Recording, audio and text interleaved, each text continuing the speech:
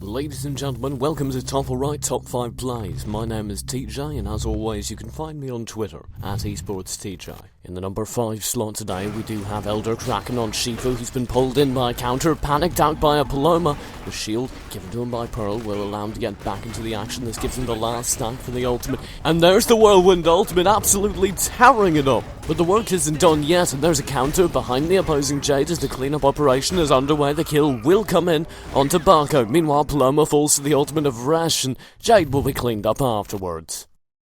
We now join X-Blacks in a 2-on-3 as Ashka dies. It's his second time in the top 5 plays, and he's going to be able to focus the opposing Ashka, isolate him, and kill him. The opposing Paloma tries to engage his Pearl with a Spirit Guide Fear combo. His Pearl reads it perfectly though, and there's the counter, the silence, the stun, and that will be the opposing Paloma with only half HP. Now as the other side wears off, the ultimate will come through. While their opposing Paloma is in the ultimate, they're able to focus, get the orb, and drop that unstable bubble to finish off the Paloma. Now in a 2-on-1, the heals will come through. The stuns are temporary, but overall, the play is very nice out of X-Black and his partner as they managed to clean up the final Barco in stylish fashion over the last few seconds of this fight.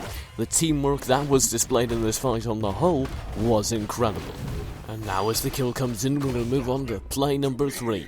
Niwa on Lucy. It's been a bad position for the blue team. They're on low HP and they've got no energy against their adversary. Now the Ashka blinks in using the Searing Flame. Meanwhile, Lucy uses Panic and there are both opponents out of the arena. It's only temporary though, and here's the Panic return from Paloma. It doesn't work out though, and Lucy drops a barrier to protect herself while Ashka stunts his playline. Now there's the firewall dropped by Ashka to guarantee the orb. Both opponents are driven out into the death zone, but they both return momentarily. There are the ultimates flying out from all allies as they attempt to guarantee the victory. And now to play number 2. We hop on board Cantonia on top of Ashka. As his ally falls, he's in a 1-on-2 with 10 HP. The orb, though, that keeps him alive. Now with his ultimate available, there's 1 and 2, both damage. Now, though, he's under fire from an ultimate of their own. The nice dash will save his life, followed by some follow-up damage. The Searing Flame dodging Freya's own attacks, and some nice fireballs to do both knockback and damage.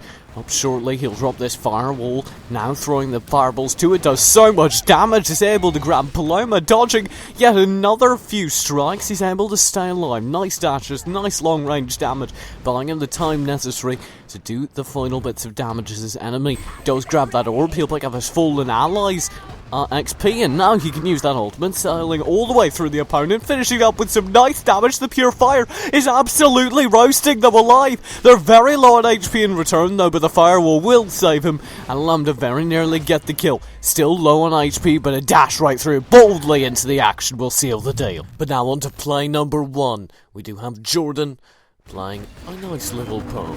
Already we can see the Barco beginning to set up as they fall back. Friendly Barco, though, has been driven into the death zone by Lucy. He'll be able to return as the panic runs out. Both Barcos skirmish, but the friendly one is able to avoid a nice Lucy ultimate on the other side. As both teams regroup and re-side, it's not dominant either way.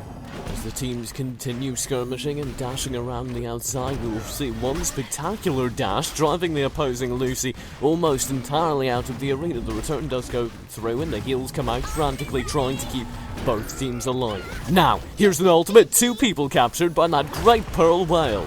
As both enemies are thrown out of the safe zone, we're just left with one final bonus clip. And as we get right into it, it's absolute savagery as a Rook and his ally will absolutely pin 2 opponents against a wall and continue to eviscerate them with no regard for humanity until one falls and one Jade is left with so low HP they frankly don't even matter. They will be hunted down though and fatally removed. Thanks for watching Topplerite Top 5 Plays. If you'd like to view last week's episode, it's on screen right now. Of course, my name was TJ, and if you want to follow anything about Topplerite or even check out how to send in your very own top 5 plays, be sure to read the description. And while I certainly don't want to be one of those people that tells you to like and subscribe, you might want to consider it. You don't have to. Don't feel obligated, but if you're considering it, it's right there. a really, really nice subscribe button. It's big, it's red, it's beautiful.